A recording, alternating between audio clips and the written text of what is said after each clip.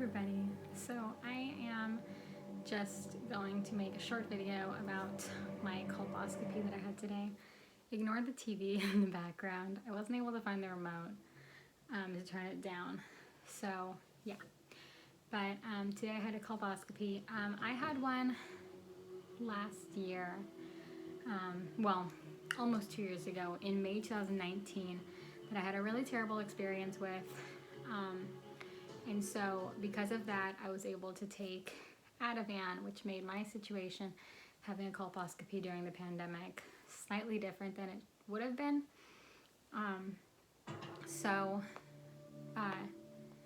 If you don't know what that is, they have you do a colposcopy if you have a pap smear that comes back either abnormal or if you have HPV that you have had more than one time in a row.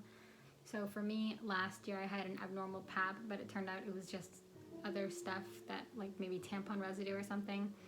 And I also had a positive HPV test. This year my pap was normal, but there was still a positive HPV test. So I had to have a colposcopy when my pregnancy was over and the 6 weeks were up.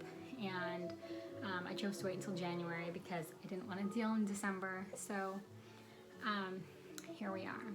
So I was able to take Ativan, like I said, because I was so nervous that they let me do that. But yeah, typically you just go in.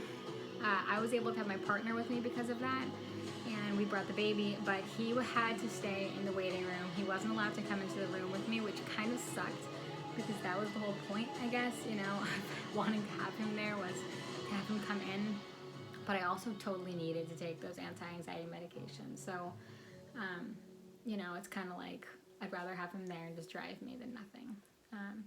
So I have a couple of clips from the actual room when I was in the clinic room. I'll put them in here. Okay, we are here in the room. Just getting undressed now. Gonna wait for the doctor. Here's all the scary supplies. Ooh, I don't know. It makes me nervous. We'll be okay. Okay, I'm ready now. So nervous. Just waiting. Oh. Yeah, I don't know. It makes me so nervous. I hate these things. I'm so sensitive. Even taking the Ativan didn't really help relax me, so I guess we'll see how this goes. So, when I finished those clips, pretty much right afterwards, the doctor actually came in. She was totally down for just immediately starting, and she she put the speculum in. And so the way that the colposcopy goes basically is they put the speculum in like they always do, and when they have visualization of what they need to see, they put vinegar on the cervix because I guess it like takes away all the mucus so that they're able to see the actual like cell lining. They use like a microscope basically, is my understanding. It's a microscope they look in. And they look at any spots that have the most likelihood of having abnormal cells. Even if everything looks good, they still try to biopsy. And they take 4 pieces, so my understanding and what it feels like is that they take 4 pieces from each like corner. You know, I know it's a circle, but like corner, you know. So they take this little machine thing, it kind of looks like a hole puncher, and they like punch holes in 4 spots. That was the absolute worst thing for me in the first time that I had it in 2019. But this time actually wasn't as bad at all. The speculum was obviously uncomfortable. Nobody likes that. But the hole punch thing wasn't awful. I definitely felt it in certain spots and it stung. It felt like getting scratched basically a little bit, but it wasn't as bad as last time when it really felt like I had been hole punched in my cervix. And I was like tearing up and tears were coming down and stuff. But yeah, so after that, after she got all 4, which she had a little bit of a hard time getting, I think it's because I have a retroverted uterus, and so because my retroverted uterus, obviously everything else is also retroverted. So I think that's why she didn't specifically say that. It's just my best guess. And then she had to use a brush to brush off, basically do like a pap smear, I guess. And then they put, I'm guessing it's like iodine solution. She didn't exactly tell me what it is, and I don't remember from almost 2 years ago, they told me. But they put some kind of solution on to clean it, and then they put something on to try to help it clot so it stops bleeding. But she let me know that when you give birth recently and then have a colpo, you have a more likelihood of bleeding more. And so of course that's what happened to me. That was really uncomfortable, just having, you know, Q-tips behind Q-tips behind Q-tips stuck up me while she's pushing pressure on it to try to get it to stop bleeding. Eventually she kind of just said, okay, you know, it's basically not bleeding, it's bleeding a little bit, but that should be fine.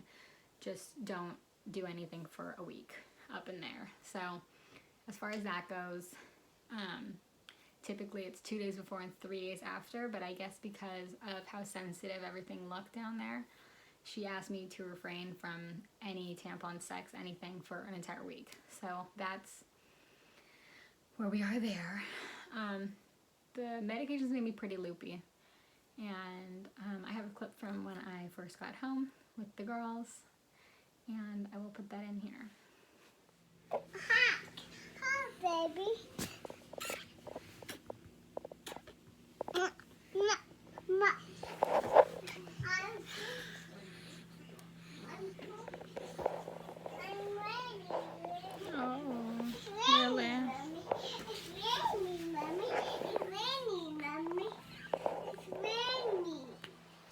Overall, my experience was a lot better this time than last time, but the only thing that really sucked about having to go during a pandemic is that I wasn't able to have a support person with me. And the medical assistant, she was okay. She wasn't mean, but she wasn't as friendly as the medical assistant the first time, who held my hand, and, you know, I didn't have anybody to come with me that time, even though I could have, because, you know, things weren't being limited back then. All I had were my twins with me, and of course they were older. They were I think they were almost 13 months old, so they, you know, were not wanting to be in the seats. They were crying. It was just a whole thing. So that really sucked that I couldn't have a person there with me. But overall, my experience this time was a lot better, with taking Tylenol 30 minutes before my appointment and also taking Ativan. I took milligram when I first left the house, and then I took another milligram when we parked the car. And I think that was a better way of doing it, instead of getting there and being really loopy, kind of letting things settle in while I'm already in the room. So yeah, if you need any advice, if you don't know what a colposcopy is, if you're not sure what they do, there's some information on it. I know I'm not the best at explaining things, but just to have some information of kind of the way that things go. Then they send everything off to a lab like they do with a pap, and they just get back to you, you know. She let me know that most likely for me I won't need any treatment, but, you know, she's like, pathology has to tell me. So yeah, all right, thank you very much for watching, and have a fabulous day.